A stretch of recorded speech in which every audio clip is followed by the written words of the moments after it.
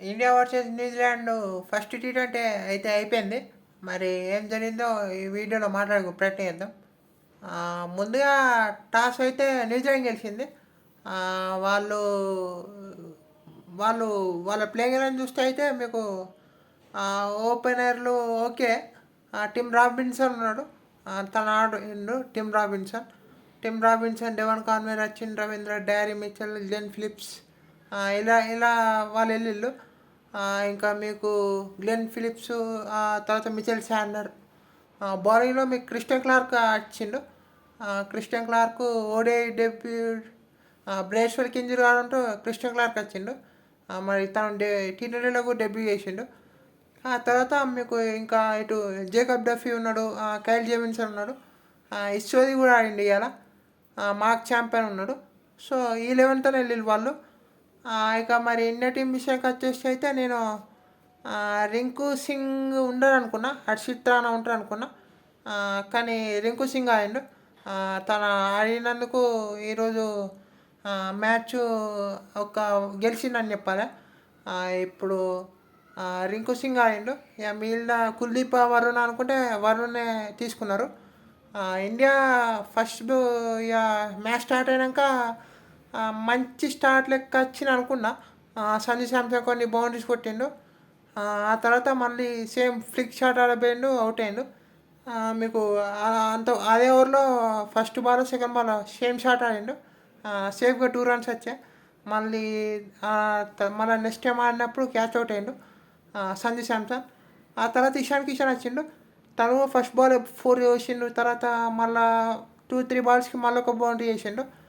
తను కూడా అటాకింగ్ ఆడిపోయి మళ్ళీ అవుట్ అయ్యిండు ఇషాన్ కిషన్ మరి మీకు పవర్ ప్లేలో రన్స్ మంచిగా వస్తాననిపించిన 2 wickets పడ్డాయి. ఆ తర్వాత సూర్యకుమార్ వచ్చిండు. మరి తను ఫామ్లో లేరుగా అనుకుంటే మంచి 4th స్టార్ట్ చేసిండు. తను కూడా బాగానే వెళ్తుండే. ఇటు అభిషేక్ శర్మ అయితే ఇక స్టార్టింగ్ నుండి అటాకింగ్ ఆడిండు.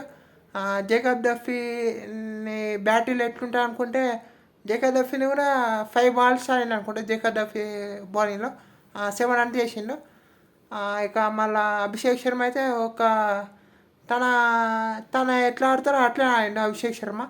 ఇటు సూర్య కూడా నిమ్మలంగా సెటిల్ అయ్యాడు. ఇక పవర్ ప్లే తర్వాత స్పిన్నర్లు అటాకింగ్ చేసిరు మొదలు పెట్టిళ్ళు. ముఖ్యంగా అభిషేక్ శర్మ శాండర్ని ఇటు ఇస్సోదిని అసలు సెటిల్ కానివ్వలే.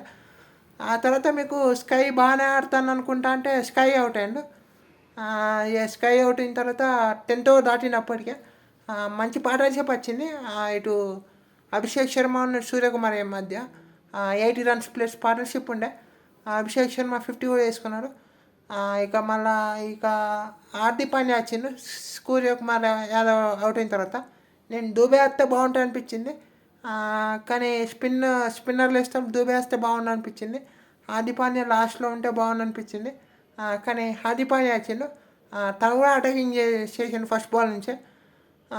ఇంకా మరో ఎండ్లో ఇక మళ్ళీ అభిషేక్ శర్మ అవుట్ అయ్యిండు. తను ఇక అటాకింగ్ అయిపోయి అవుట్ అయ్యిండు. మంచి నాక్ అని చెప్పాలి అభిషేక్ శర్మ నుంచి. తన స్టార్ట్ ఎంత ముఖ్యమో సెకండ్ ఇన్నింగ్స్లో తెలిసింది. న్యూజిలాండ్ కనుక అసలు స్టార్ట్ వస్తే మ్యాచ్ అయిపో. ఇప్పుడు ఇక తను అంత మంచి స్టార్ట్ ఇచ్చింది కాబట్టి టీం అంత స్కోర్కి దాకా వెళ్ళింది. డూబే వచ్చిండు. డూబే కూడా మంచిగా అనిపిస్తుంటే ఒక స్లో రన్కి అవుట్ అయ్యిండు. న్యూజిలాండ్ వాళ్ళు స్లో రన్స్ని చాలా ఎగ్జిక్యూట్ చేసిళ్ళు, చక్కగా ఎగ్జిక్యూట్ చేసిళ్ళు. శివన్ డూబే అవుట్ అయ్యిండు స్లో రన్కి. క్యాటన్ బోల్, కైల్ జేమిన్సన్. ఆ తర్వాత మీకు హార్దిక్ పాండ్యా కూడా అవుట్ అయ్యిండు, అక్షర్ పటేల్ కూడా అవుట్ అయ్యిండు. మరి రింకు సింగే ఒక్క ఎండ్ నుండి తన ఫినిష్ చేసిండు.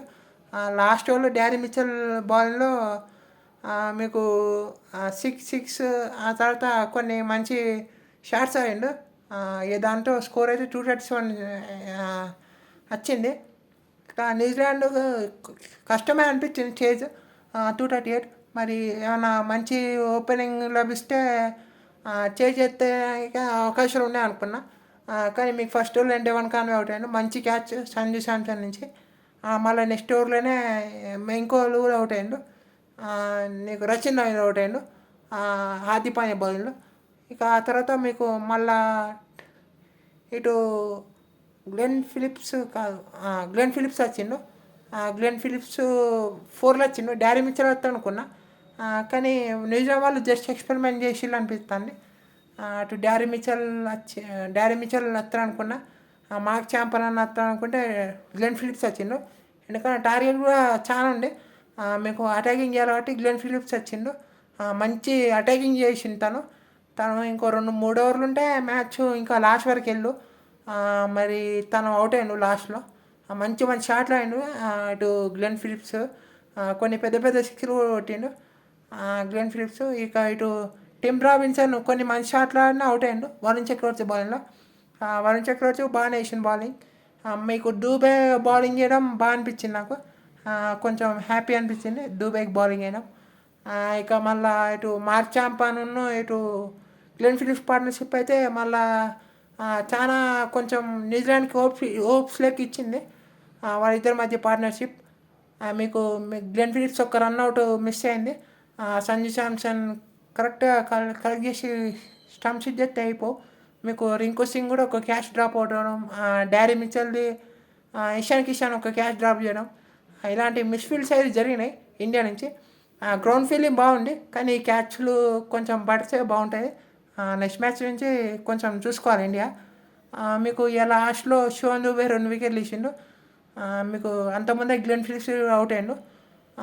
ఇక మరి న్యూజిలాండ్ అయితే ఆల్మోస్ట్ 40 రన్స్తోనే ఓడిపోయింది. ఇంకా 4 T20లు ఉన్నాయి. వాళ్ళు కూడా కంబ్యాక్ చేయడానికి ట్రై చేస్తారు. ఓవరాల్గా అభిషేక్ శర్మ కూడా కొన్ని బౌలింగ్ చేసే అవకాశం వచ్చింది. అక్షర్ పటేల్ మధ్యలో వెళ్ళిపోవడంతో బౌలింగ్ చేసే అవకాశం వచ్చింది. ఓవరాల్ అయితే మంచి మ్యాచ్ ఇండియాకి. న్యూజిలాండ్ కూడా కొంచెం ఎక్స్పెరిమెంట్ చేసిన అనిపించింది. వాళ్ళు కూడా కంబ్యాక్ ఇస్తారు. కానీ ఇండియాకి అయితే మంచి మ్యాచ్. సూర్యకుమార్ యాదవ్ బ్యాట్ నుంచి కొన్ని రన్స్ వచ్చినాయి. తను 50 వేస్తాను అనుకున్నా, కానీ అవుట్ అయ్యిండు. ఇటు ఒక ఫీల్డింగ్ చూసుకోవాలి ఇండియా. ఫీల్డింగ్ చాలా కొంచెం చూసుకోవాలి, క్యాచ్ డ్రాప్ అవుట్ కావద్దు. ఇటు అభిషేక్ శర్మ కూడా ఎప్పుడు అట్లా ఆడాలి మోస్ట్లీ. అది జరగకపోతే మరి ఎవరో ఒకరు ఇంకొంచెం రీజన్ తీసుకొని రెస్పాన్సిబిలిటీ తీసుకొని బాగా ఆడాలి. సంజు శాంసన్ కూడా ఇంకొంచెం మంచి స్టార్ట్ ఇవ్వాలి. అటు ఇషాన్ కిషాన్ కూడా మళ్ళీ వచ్చిన ఛాయిస్ ఉపయోగించుకోవాలి. ఇంకా మోస్ట్లీ 2 మ్యాచెస్ ఉంటాయి తనకు. తిలక్ వర్మ రాకుంటే మరి చూడాలి. ఇషాన్ కిషాన్ కూడా వచ్చిన అవకాశాలను ఉపయోగించుకోవాలి. ఇటు బౌలింగ్లో మరి బూమ్రా కూడా ఇంకొన్ని వికెట్స్ వస్తే బాగుంటుంది. అటు అక్షర్ పటేల్ బాగానే వేస్తాను. వరుణ్ చక్రవర్తి కూడా బాగా వేసిండు. వాళ్ళు కొన్ని షార్ట్స్ 6లు కొట్టినా బాగానే బౌలింగ్ చేసిండు వరుణ్ చక్రవర్తి. సో ఓవరాల్ అయితే మంచి మ్యాచ్. చూద్దాం మరి నెక్స్ట్ మ్యాచ్ ఎట్లుంటుందని. అంతే వీడియోలో. Thank you all for watching.